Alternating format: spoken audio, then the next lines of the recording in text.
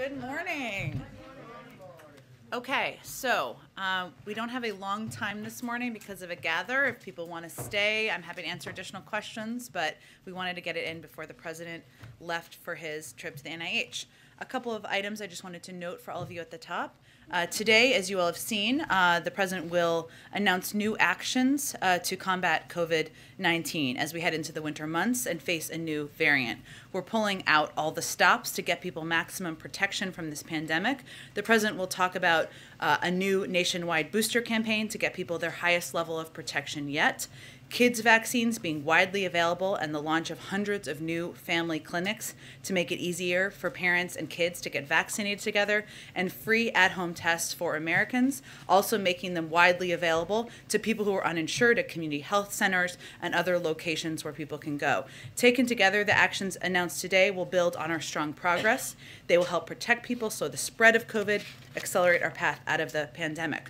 Our view and belief, and the belief of our medical team, is that we have the tools to keep people safe. We're executing on a robust plan that builds off of all the actions we've taken to date. We are not starting from scratch here. The slide behind me, as you see, outlines some of the big measures we are taking, and the president will talk more about later this afternoon. Also wanted to note today, the United States government, in coordination with allies and partners, is imposing sanctions to hold the Lukashenko regime accountable for its ongoing attacks on democracy, human rights, and international norms, and for their continued repression both inside and outside of Belarus. This is the 5th time the United States has imposed sanctions on Belarus since August of 2020, and the 3rd joint action with the European Union, the United Kingdom, and Canada this year alone. It reflects our united determination to act in the face of the increased repression, including the detention of nearly 900 political prisoners, and in response to the Lukashenko regime's callous exploitation of vulnerable migrants from other countries and the regime's orchestration of migrant smuggling into the European Union.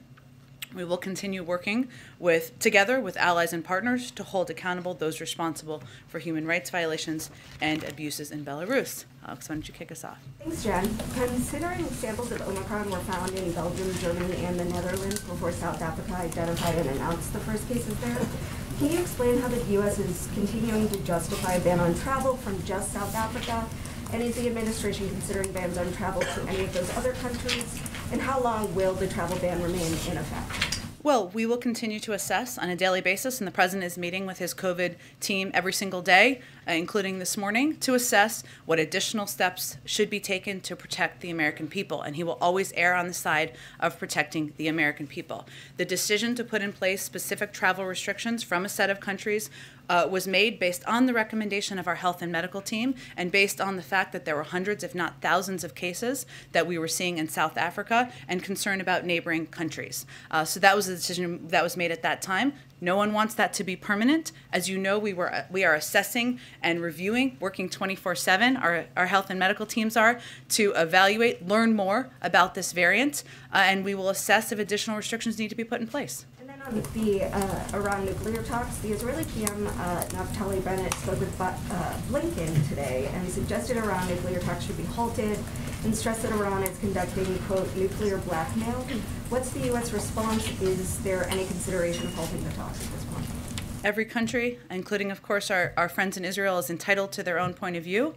Our view is that a diplomatic path forward, continuing to pursue an opportunity for diplomatic discussions to have greater access, to return to mutual full compliance with the JCPOA continues to be the right path forward. Go ahead, Jen. Jen, the announcement today that the president is making includes requiring insurance companies to pay for at-home over-the-counter tests. Mm-hmm. Reimburse, yes. To reimburse customers for those tests. Will the government reimburse the insurance companies, or do the insurance companies just need to cover that cost? It's a very good question, Jeff. As you know, and I think may have seen in the background call last night, or if not, I'll provide additional information. We expect to have the final rules on this and have this implemented in mid-January. So I expect additional details about how it will work and the functioning of it will be out in that timeline. So that question is just not answerable yet? I will check and see with our COVID team if it is, but again, there's typically a rulemaking process that will be done through HHS that will answer and provide additional clarity on this, on the implementation of it. Okay, and on a separate topic, do you have any updates on White House plans to arrange a call between President Putin and President Biden. Foreign Minister Lavrov today said that Moscow will take measures to ensure its own security if the U.S. and its allies refuse to discuss security guarantees. Well, we're hardly refusing to have discussions with the Russians, considering our Secretary of State and the Foreign Minister of Russia had a discussion today, and we've had ongoing discussions at a high level with the Russians. The President continues to believe in the benefit of diplomacy at a high level, at a leader level, as you've seen over the course of the past 10 to 11 months. But I don't have anything to preview or announce as it relates to a call or engagement between President Biden and President Putin. Go ahead. Hey, Jen. So just following up on this Minnesota news, given the fact that this individual began experiencing symptoms on November 22nd, tested positive on November 24th, that would suggest that there's been community spread of this variant for at least the last 10 days within the United States. Is that the White House's assessment, and to what extent does that change your understanding and your approach to combating this new variant? Well, I think we need to be very careful from the government and of course, from the media as well about how we assess and attribute community spread or what has happened here.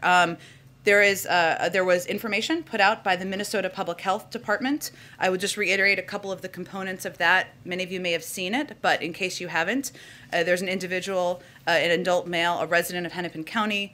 He had been vaccinated. The person developed mild symptoms, as you noted, on November 22nd and sought COVID-19 testing on November 24th. The person's symptoms have resolved. The person spoke with the Minnesota Public Health Department investigators and reported traveling to New York City and attending the Anime New York City 2021 convention at the Javits Center from the 19th through the 21st. Any contact tracing, which is imperative and important, would be done through the CDC and public health officials as well. But I would also note that the Minnesota Public Health Department will do a press conference at noon, and we would expect they'd have additional information. Important question about contact tracing and what we anticipate. I just want to really rely on the public health officials to speak to that. And are you aware of any other cases of the Omicron variant in the United States at the moment, other than the Minnesota case and the California case? We have been very transparent. I think, hopefully you would all agree, about providing that information as it becomes available. It typically comes through public health departments. They often provide it themselves first, but we are in close touch every single day with state and local public health authorities. So not that I'm aware of, obviously, it, again, typically rises through public health officials. I would note, as this Dr. Fauci has said over the course of the last week, every single day, even the restrictions we put in place was not going to prevent this variant from coming here. It would just slow. That was the objective. So we do anticipate there will be more cases, and we know that will be the case, and that's why we're focused on doing everything we can to fight the virus and the variant. Just big picture here. President Biden has repeatedly promised to shut down this virus. He has talked about wanting to end the pandemic. Is that still possible? Does he still believe that that is possible, or are we starting to shift now, especially with the rise of this variant, to perhaps accepting that we need to live with COVID for years to come? Well, first I would say there's a lot we don't know about the variant yet, and that is challenging and frustrating. I understand for Americans, for all of you, and we want to give the space and time for the public health officials who are working 24/7 to assess and provide guidance on it. There are a range of options, as Dr. Fauci has spoken to and our medical experts have spoken to.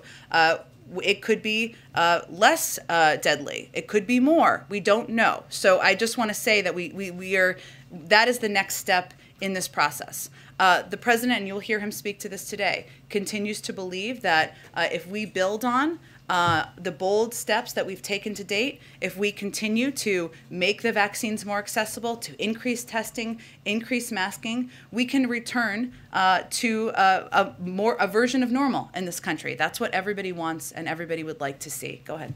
Back on the question about these reimbursements for rapid testing, Yeah. as anyone who's tried this knows, it can be kind of a cumbersome process. So why not just try and subsidize the price of these tests, as some of the other countries have done? Well, first I would say that we're approaching it a little differently from some other countries. I know this isn't exactly what you asked, but we see the FDA process of reviewing and evaluating the efficacy and effectiveness of tests as the gold standard. That is a high bar in our view, and that's important to abide by that.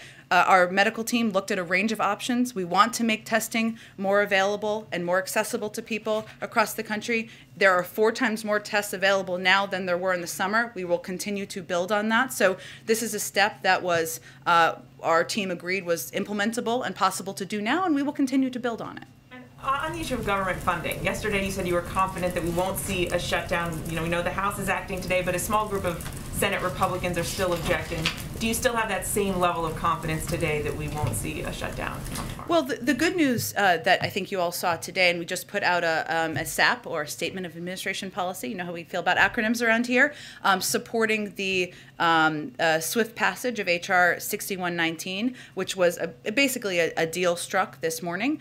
We still feel that there's time for lawmakers to set aside reckless and irresponsible political games and enact the short-term continuing resolution that would fund the government through early next year and allow for time for a full year budget agreement, which is obviously our overarching objective. So there is still time to do that. And of course, it's up to Congress to do that, but we are confident they will take steps to keep the government open. There is still time, but not a lot of time. So have you started to take steps to prepare for a possible shutdown, even if it is, you know, just one that lasts through the weekend? Sure. So there are steps that are taken by the OMB, our budget team, that are standard. And they're not steps taken out of an assessment or evaluation of what's possible or the legislative possibilities.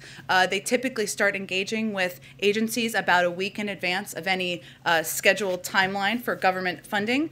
They did that as of last Friday. They had another scheduled time to engage with agencies today. So that is standard operating procedure, and that's underway. But again, our objective is, of course, to prevent the government shutdown. We are, and of course, that's up to Congress to get done. One quick immigration question. The administration announced today that the U.S. and Mexico have reached a deal to restart the Remain in Mexico program that was started under President Trump. This is something that your administration is fighting in court. The president, you know, has railed against this policy. He's called it dangerous, inhumane, saying it goes against everything we stand for as a nation. I'm just wondering if you can reflect on how he feels about having now to see this move forward now. Well, as you noted, Mary, Secretary Mayorkas also and the president have repeatedly said that this program has endemic flaws. It has imposed unjustifiable human costs, pulled resources and personnel away from other priority efforts, and failed to address the root causes of irregular migration.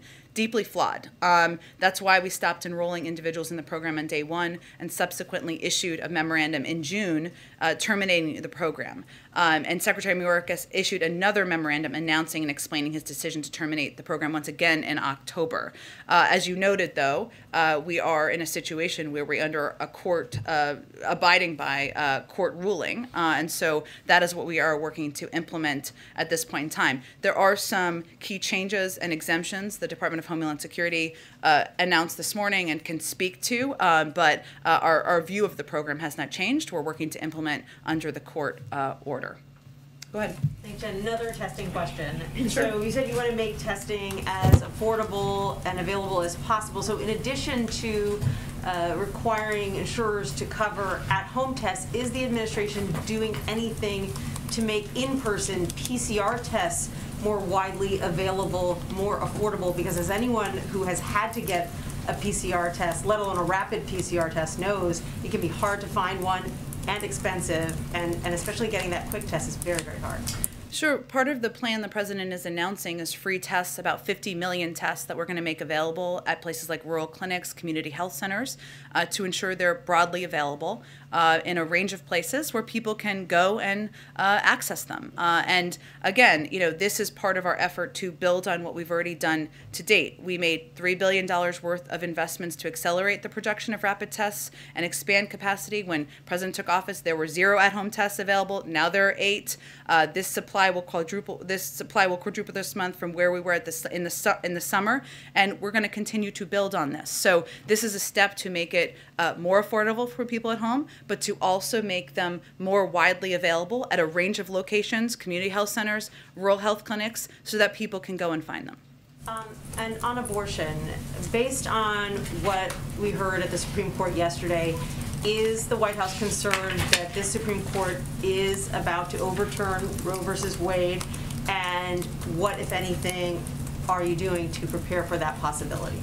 Well, I'm not going to make an assessment of how the Supreme Court will rule, but what I will say is that the President is committed to working with Congress to codify the constitutional right to safe and legal abortion as protected by Roe. He's announced his strong support for passage of the Women's Health Protection Act, urges Congress to pass it. And again, I would reiterate something I conveyed yesterday, that he believes that Mississippi's law blatantly violates women's constitutional rights to safe and legal abortion. Every American deserves access to health care, including reproductive health care. We're not going to predetermine how the Supreme Court will rule, but he supports codifying Roe through Congress. That's something that they can act to do. You think that's a real possibility? There is a bill currently, the Women's Health Protection Act, and he urges Congress to pass it. Go ahead. Thank you, Jen. A handful of key aides have announced either that they are leaving the vice president's office or are reportedly going to be leaving the vice president's office soon. Is the vice president not satisfied with the staffing that she has had so far, or do people just not want to work for her anymore? Well, Peter, I would say that working on a presidential campaign, I may be covering one too, I would say, to be fair, and working in the first year of a White House is exciting and rewarding, but it's also grueling and exhausting. It's all of those things at once. And many of the team members you're referencing. And I would just note there has been an announcement about Simone Sanders departing, but there hasn't been official announcements about others. So I would leave it to them and the vice president's team to make any additional announcements. But in my experience, and if you look at past precedent, it's natural for staffers who have thrown their heart and soul into a job to be ready to move on to a new challenge after a few years. And that is applicable to many of these individuals. It's also an opportunity, as it is in any White House, to bring in new faces, new voices, and new perspectives. And I expect you'll hear more from the Vice President's office on that in due time. So this is not a case of bad headlines about the vice president and a decision being made to shake up the staff to fix an image issue. You know, Peter, I think I spoke to it, and I would note that, and I'll just speak to Simone since I knew her before, and she's been officially announced, and I knew her even before she joined the Biden campaign, sitting on many panels with her on CNN sets, and knowing someone like her, she joined the campaign early on, as many of you know. She's been a part of this for 2.5 or 3 years. She's somebody, and anybody who's spent time with her knows that she is whip smart, and she has charisma coming out of her eyeballs, and she's going to do plenty of interesting things in the world in the future. She'll always be a part of this Biden-Harris family, and it's only natural after a couple of years to be ready for something new. And that's what happens in my experience in the past in White Houses often. Does the vice president think that staff are to blame for her not making any kind of meaningful progress on the big things in her portfolio, like passing voting rights or addressing the root causes of migration? I know the vice president is grateful to all of the staff who have served her. She also understands the excitement and the grueling nature of working on a campaign and working in a White House.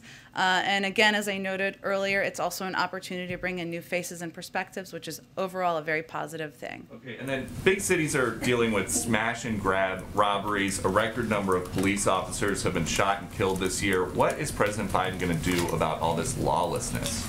Well, Peter, I would say that, one, the president proposed additional funding in his budget over the funding that had been proposed by the prior president to increase and support local police departments, make sure we keep cops on the beat, and we ensure that local communities are working in partnership to crack down on crime and any dangers they see in their community. So that's one of the steps. We've also worked with a range of communities across the country on strike forces, as you know, something we've talked about in the past. We're continuing to implement that from the Department of Justice, but the president absolutely believes that community police forces can have an important instrumental effect in helping keep communities safe. And does the president still think that crime is up because of the pandemic? I think many people have conveyed that, and also one of the reasons that one of the root causes of crime in communities is guns and gun violence, and we've seen that statistically around the country. Right, to your point, so when a huge group of criminals organizes themselves and they want to go loot a store, a CVS, a Nordstrom, a Home Depot, until the shelves are clean, you think that's because of the pandemic? I think a root cause in a lot of communities is the pandemic, yes. Go ahead. Thanks, Jen. I wanted to follow up on some of Alex's questions about some of the travel restrictions Sure. in Southern Africa. You say that the White House will continue to reassess those, but I wonder, we heard from the UN Secretary General who called these travel restrictions a form of travel apartheid. Is there any diplomatic effort underway on the part of the administration to address the concerns that have been raised about this decision? Yeah, Mike, it's a great question. I mean, we, of course, are in close touch with, at a diplomatic level, with leaders in these countries about the steps we're taking and why we're taking them. And it's not meant to be a punishment. It is steps recommended by our public health officials and medical experts in order to delay the spread of a variant. Not prevent it again, but delay, in order to give us more time to assess and evaluate what this variant means. But of course, we are in touch through diplomatic channels. Part of the plan that the president is discussing today calls for accelerating the distribution, 200 million vaccines in the next 8 days to the international community. The president, though, indicated the other day that, at least as it relates to South Africa, the problem was not the supply of vaccine, but the implementation, the wariness among some of the citizens. Can you discuss a little bit more about what is going into the decision about where to send these vaccines and how? Yeah, another important issue that probably we don't talk about enough, because it's not just vaccine supply. It's know-how. It's the ability to get shots in arms. It's the ability to have staffing. It's vaccine hesitance, which we've experienced in this country. We have a lot of lessons learned. And we're also working through programs through USAID, through the State Department and others, to ensure we are augmenting support in those areas as well. So we are prepared to provide additional vaccine doses to South Africa when they're prepared to receive them, and that is an open communication. We're having an open discussion about that as well. And then lastly, this is a version of a question we ask you often, but given the fact that the president had his doctor's appointment. More Fed nominees coming. What else you got? Given the fact, though, that the president was just in Minnesota, obviously the latest case of Omicron was from there. I'm wondering, you had announced as part of the travel that this was a ramp up of a national travel campaign on the part of the president and the administration. Yeah. Are there any determinations being made about the president, where he travels, how often he travels, given concerns about this? We saw him as well, a long rope line when he was there after the event. Is that the kind of thing he might be discouraged from doing until we know more about just how transmissible this is? That has not been advice given by our health and medical experts at this point in time. Obviously, we abide by CDC guidelines, but I would expect, and our plans are moving full speed ahead at this point, to have the president travel around the country, sell his infrastructure plan, make clear to the American people what he's doing to lower their costs. So you'll see him out on the trail, I would expect, next week. Go ahead. So can I Thanks, follow Jen. up on this question, please? Oh, go ahead. Given what you said about the first year of the White House being so grueling, are you expecting or preparing for turnover here at the White House among senior ranks? I think I noted that because I've worked here before. And in my experience, especially in the first year or first 2 years, if you think about it, it's not just being in a White House for a year. A lot of people have also did the campaign prior to this. And that means 2 years, 3 years. I'm looking at some of the people who covered the campaign. So again, I'm sympathetic to you all as well. I don't have anything to anticipate or preview for you, just to note that in my experience, is a normal course of events that people are ready to do something new. They're ready to spend time with their families. They're ready to sleep more, and that is to be expected in the first year, 18 months, 2 years of any White House. On another topic, there's language in the Senate's NDAA amendment package that would create a nonpartisan commission looking into the war in Afghanistan. Does the president support a commission like this? I know I had seen that, and I had meant to ask our team about this. Let me get you something right after the briefing on it. I know that we have spoken in the past about our openness to looking into the last 20-year war, mistakes made, what can be learned from that. But let me get you something more official from our team. Go ahead. Thank you so much, Jen. On the new requirements for all travelers getting tested 24 hours before arrival in the U.S., who's going to be responsible for covering the costs for tests for Americans? Will that be individuals or insurance companies? For Americans who are coming back into the United States? Correct. Let me check. It's a good question, and I just want to make sure I give you accurate information. And another on the testing requirements. In many countries, it's still very difficult to get COVID tests, particularly ones with less than 24-hour turnaround in a timely manner. So what considerations are being made on this given the new requirements? Well, as we're implementing any of these policies, we obviously take into consideration, as you know, in our prior announcement about requirement of vaccination, in countries where that wasn't available. I will check and see if there's any exemptions or anything that is going to be applicable in the same regard. Can I ask you one on student debt as well? Is the administration at all considering continuing to defer student loan payments past January, or to at least keep interest rates at 0% in order to provide relief for Americans who are still hurting? And if not, I don't have anything to preview about a decision on that front. I'm not sure one's been made yet. Go ahead. What's the administration's response to OPEC Plus saying they're going to go ahead with their planned output increase? And in light of that and the dropping oil prices, is the administration reconsidering its SPR plans? On the second part, we have no plans to reconsider. On the first part, we appreciate the close coordination over the recent weeks with our partners, Saudi Arabia, the UAE and other OPEC Plus producers to help address price pressures. We welcome the decision today to continue the 400,000 barrels per day increase. Together with our recent coordinated release from the SPR, we believe this should help facilitate the global economic recovery. And the President is committed to doing everything in his power and work with other countries to bring down costs for the American people and continue our strong economic recovery. As you know, this is an issue not just happening in the United States, but around the world. And hence openness to close coordination on it. To follow up on one of the questions that Mike asked. Sure. Right when the infrastructure bill passed, you said that one of the things the president would be doing is local TV interviews. Yeah. I think he's only done one so far. I know that the First Lady did one, I think, more about Christmas yesterday. So is there a plan for him to do that in a real way in the next couple of weeks? I would very much like that to happen. We are always competing with time on the schedule. I'm going to be honest. His schedule has been quite packed, but he would like to do it. We're working to get it on the schedule. So I don't have anything to predict or preview for you at this point in time, but hopefully we will be able to add some local interviews in the next couple of weeks. Go ahead. Thank you. Is there anything beyond economic sanctions that the United States is willing to do if Russia takes more action against Ukraine? Well, I'm not in a position to preview at this point in time anything we're considering. Obviously, our Secretary of State is still on the ground, I believe, having these conversations with our European partners, and anything we would do in close coordination with them. As you know, one of the areas of discussion has been providing additional assistance, security assistance to Ukraine. I don't know if you're asking about that, but I would point to that. We have provided a great deal of assistance over the course of the last several months.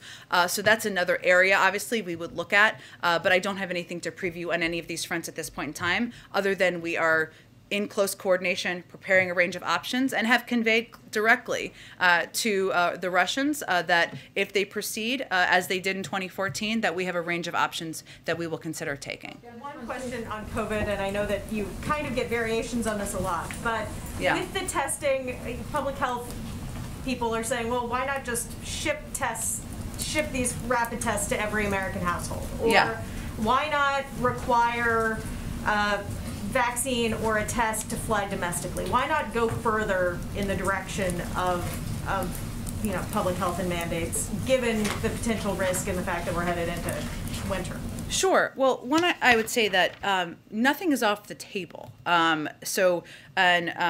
including domestic travel. But we do have some protections, some strong protections in place already, including requirement of mask wearing, which was extended, doubling of fines if people are not in compliance. How we look at this is, of course, we base our decisions on the advice of the health and medical experts, what's going to be most effective, and what we can implement, what is most implementable. So we look at a range of factors as we make decisions about what steps we can put in place. So again, nothing's off the table. But the announcement we made today is building on steps we've taken to date, significant steps we've taken to date to continue to protect more people, put in place additional precautions that will save more lives. Can you just tease out what most implementable means? Are you worried about legal challenges? Are you worried about, political blowback? Well, I think we've taken a number of steps that are not intended to be controversial or divisive, but still may be perceived that way. But our most important factor is what is going to be most effective, and that's what we really base our decisions on. But as you've seen over the past several months, we build on our steps, right? We've continued to add and make vaccines and boosters more available and accessible. Today's a good example of that. We continue to put in place additional travel restrictions as we are announcing today as well. So we will continue to evaluate and assess on a daily basis. If there are additional steps our health and medical team is recommending, we will consider those as well. Go ahead. Thanks. On the Supreme Court yesterday, again showed how much the balance has shifted toward conservatives, particularly those justices appointed by Donald Trump. Has any of this changed the president's thinking on embracing any of the proposals to restructure, or expand the Supreme Court term limits? Anything on that he might be rethinking given the nature of the court? Sure. Well, as I think you know, there's a court reform commission that has been working on and putting together a report, something that he will be receiving and will take a look at and review. And that court commission looked at a range of questions. Court expansion is one of them. Term limits is another one. How cases are taken up and considered. This court commission has a range of viewpoints that is included, so he will take a look and assess that. I don't expect he will have anything to say in advance of that before he reviews it.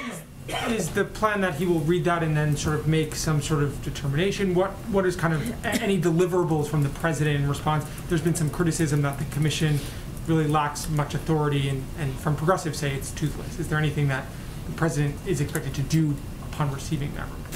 I don't want to get ahead of the president. I know he looks forward to reviewing it. And I think if you look at the history of the Supreme Court, it was important to the president to have a range of viewpoints that he could look at and assess and look at the historic nature of a lot of these issues. As the former chairman of the Judiciary Committee, he takes the role of the court, the role of institutions quite seriously. But I'm not going to get ahead of him reviewing it. We'll see what he thinks. And just to clarify, because I know there's been a few different questions on this. On the free COVID testing, is the expectation that Americans will have to file the claim themselves with their insurance companies to get it back? Okay. Yeah, go ahead.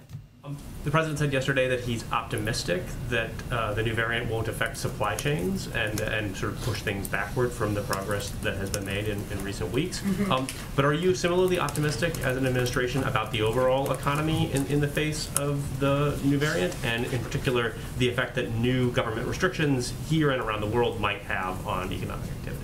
It's a great question, and I've talked to our economic team about this as well. And the fact is, this variant we've been aware of it for about a week now, right? And so our economic team will continue to assess, and we will provide updates if needed, if there are areas of concern. Now, what we don't know right now is a lot about the variant, where there's still a lot we need to learn, including how deadly the variant may be, the effectiveness of our vaccines. Those will all be factors as our team looks at the impact. I think what the president was speaking to is his view that there's a lot of progress we've made on the supply chain bottlenecks.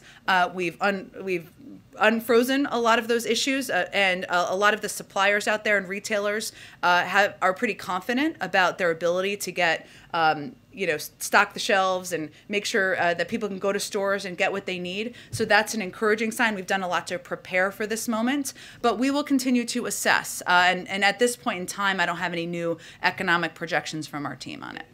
Just as a quick follow-up on it, are you all concerned at all that people afraid of catching the virus because of the variant will be less likely to return to work, and that might delay some of what your administration had hoped would be more of a surge back into the job market in January? Again, really good question. I think right now, what our focus is on is encouraging companies and encouraging organizations out there and large entities to take steps to protect their workforce. And that includes, and that's why it's so important for us to continue to advocate for getting people vaccinated, getting people boosted, making sure people are abiding by mask guidance. We know these steps work and they can protect people, and our medical doctors think that they are still going to provide additional protection from this variant. we'll know more in a couple of weeks, which is good, but we've been very focused on that so that employers and companies can also ensure and convey to their workforce that they will be safe and they're abiding by these recommendations. Go ahead. Thanks, Jen. Much of the public booster campaign that you all just announced is targeted specifically at getting seniors access to the booster, but just given the early confusion around boosters in the broader public, is there any more campaign that you can think of to target, say, young people, for instance? Our campaign is actually focused at getting everybody who's eligible boosted, which is anybody over 18 at this point in time. And that's one of the reasons that we have one of the announcements, or one of the steps the president's going to talk about today, is these mobile clinics, or the opportunity for generations of a family to bring their kids, bring their grandparents, and all get vaccinated and boosted at the same time. So our objective is to get every eligible adult boosted, get every eligible adult vaccinated, and we're continuing to build on steps we've taken to increase access, and that's a big part of the president's speech and announcement today. That only about 59% of the public are vaccinated, though, and the U.S. is falling behind some of our peer countries in this regard. Are you all considering any strategies maybe from adopting from abroad, or considering what public messaging has been successful or not in shifting strategy on this thing? Well, more than 82% of the public has received at least one dose. So that's a good step forward. Obviously, we're going to continue to build on that. But the United States has one of the most effective efforts in the world to get people vaccinated, and we'll continue to build on where we've seen success. Go ahead, Karen. Two questions on boosters, and one's a follow-up to what he was just asking. We've heard the White House say there's 100 million Americans who are eligible for boosters who haven't gotten that shot, and only 44% right now of eligible seniors have gotten their booster. Why does the White House think that the pace of boosters is sluggish at this point? Like, what's not being done to convince Americans who got their shots to get this extra shot? Why is it slower? Well, it's hard to get into the minds of every American and why they are or aren't getting boosted. So that's a hard question for me to answer effectively from here. What we do know, obviously we don't want to be, we would prefer not to be in a situation where we are dealing with an unknown variant. I think everybody can understand that. But the fact that there are unknowns, and we are out there encouraging people to get boosted at the time where we're still learning more about a variant. We've seen numbers go up. We hope that more people will take this seriously and get boosted. I can't assess, though, why people psychologically are or are not getting boosted. And the plan that the president is going to talk about today calls for expanding capacity at pharmacies for boosters. What exactly would that look like? Is that a focus on supply? What are pharmacies, what do they need to do to speed things up or get more robust efforts going there? Yeah, it's about making sure we're reaching more pharmacies, that we are making sure they have the supply needed to ensure that boosters are available in pharmacies across the country and in communities that are harder to reach. So it's just expanding access, it's expanding supply, getting to more communities, and building on the steps we've already taken to date. Go ahead. A question on shipping vaccines overseas. As part of the announcement today, the administration wants to accelerate shipments overseas, 200 doses in 100 days. What is enabling that acceleration? Is it higher production? Is it, shifting from domestic use to international use? Can you explain a little bit more about that? Well, we've always committed to doing both domestic and international use. I don't believe it's taking away from our domestic supply. Yeah, it's expediting our plans to provide vaccines to the global community. We've also been able to move more quickly as it relates to giving vaccines to a lot of countries because we've done this before. There's a blueprint. And in the initial stages, I think many of you may remember, there were sometimes logistical or other hurdles we had to get through with countries. Now we have a blueprint and ability to do that, so it can move a little more quickly. But I can check and see if there's more detail on how we expedited it logistically. And China says they're contributing as many, if not even more, doses than the United States is. Obviously, the administration said that they're the biggest provider of vaccines overseas. How do you compare what the U.S. is doing and what China is doing? How do you compare those two vaccination efforts? Well, I don't have their numbers in front of me, but what I can convey is that we are providing doses to the global community with no strings attached. I don't think that's the case for every dose from China. Should have an assessment of how effective the Chinese vaccine is? I don't have any from here. You should ask the public health experts that. Go ahead. I just wanted to follow up on the issue of domestic air travel that came up a second ago. You said nothing is off the table.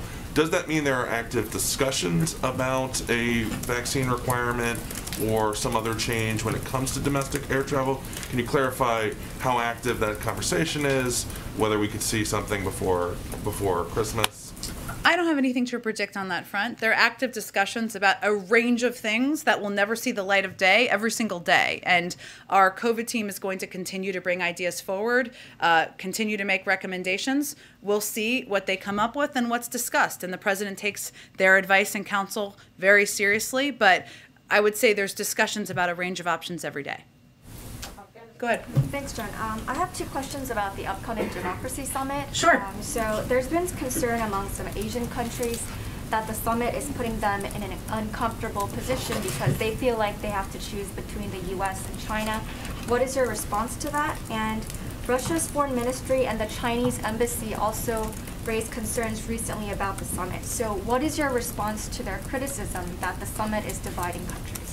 Well, our objective with this summit is to bring together 110 governments representing diverse democratic experiences around the world, as well as civil society and private sector leaders, to discuss how we can work together to protect democracy around the world, to stand up for democracy around the world.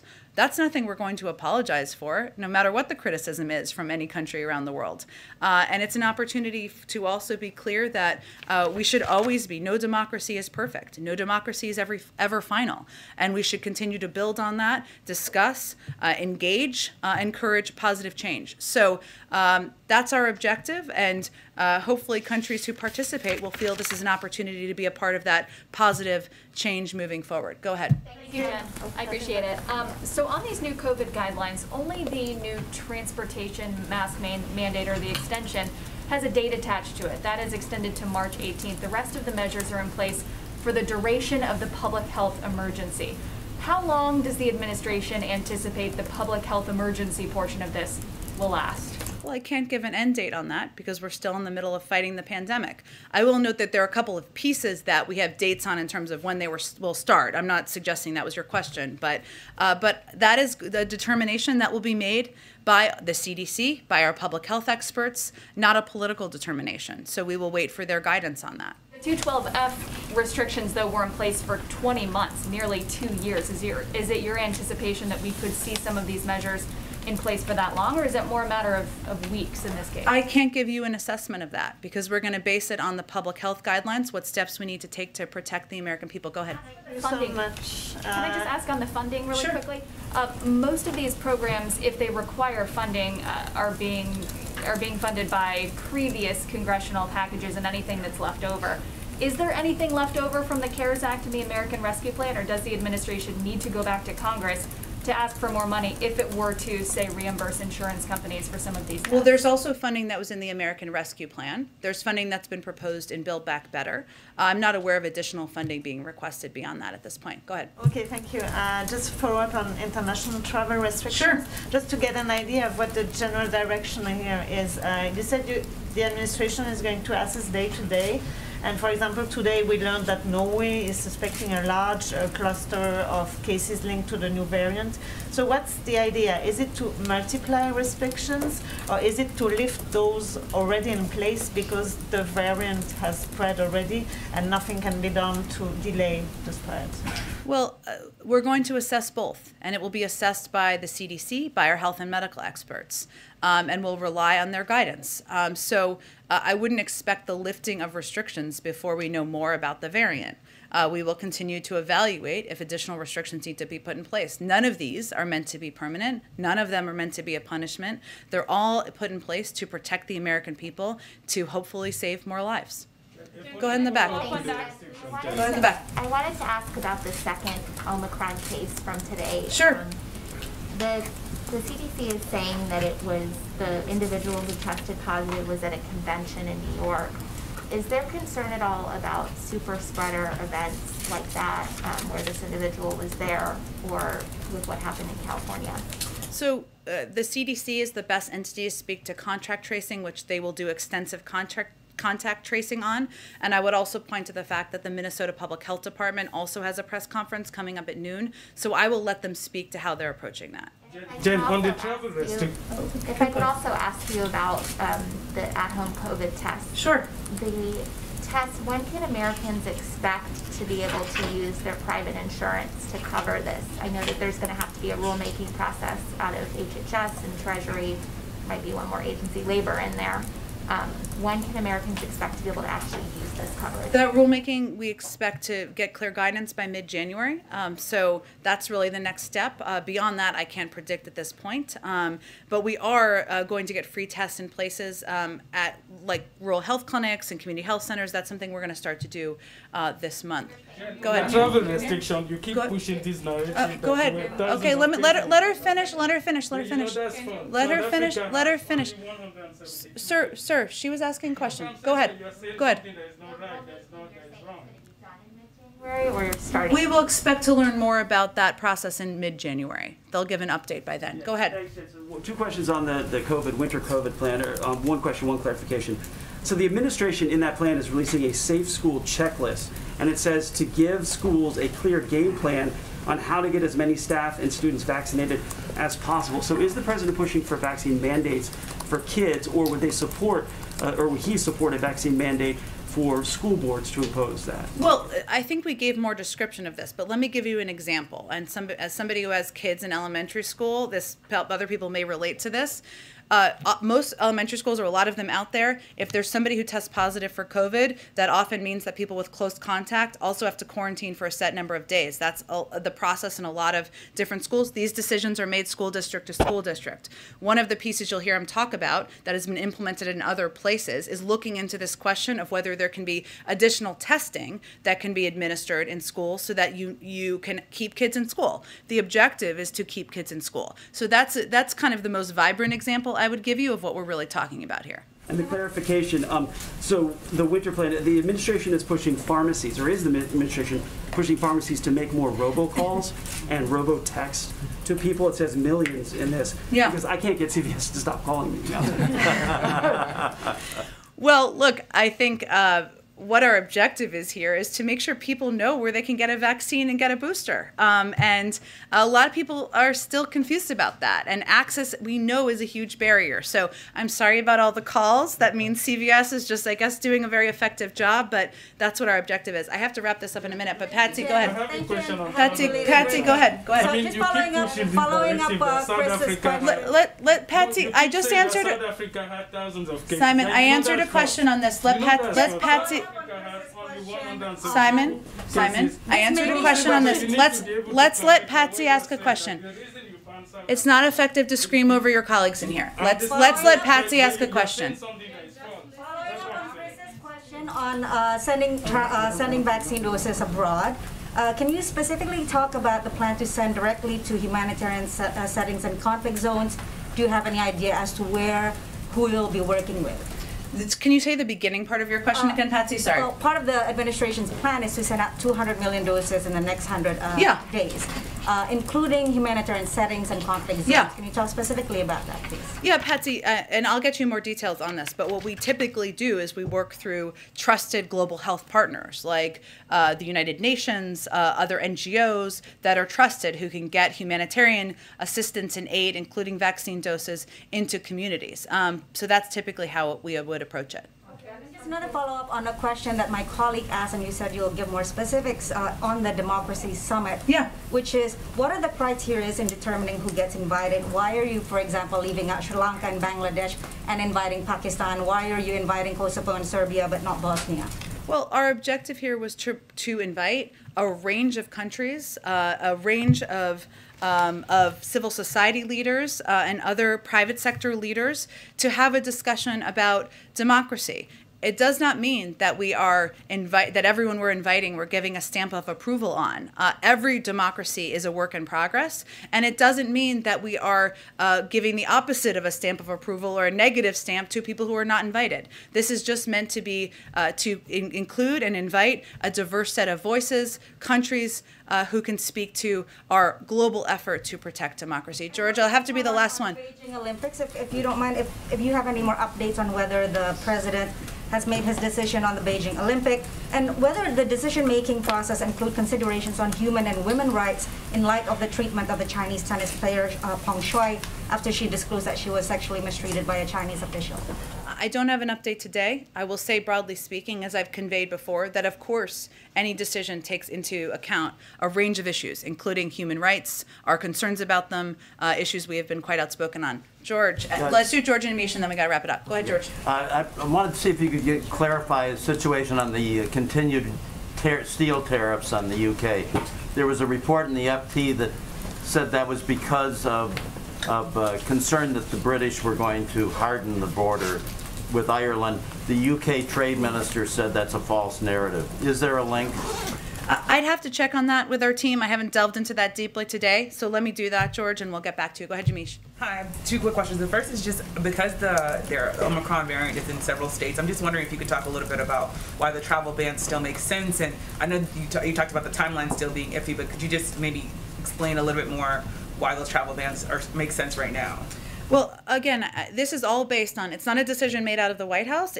Ultimately, it's based on the recommendation always of our public health and medical experts. They have advised several days ago the president to put in place restrictions on a set of countries where we are seeing the variant, specifically in South Africa, spread to hundreds, if not thousands of cases, and neighboring countries because of the concern about spread. We will evaluate every day if those restrictions, any of these restrictions should be expanded upon. But again, there's more at this point. We're still learning about the variant that our team is working 24/7 to assess. And I don't have any prediction of an end to any restrictions or additional ones at this point in time. Part of the administration's ramp up is requiring insurers to cover the cost of rapid tests.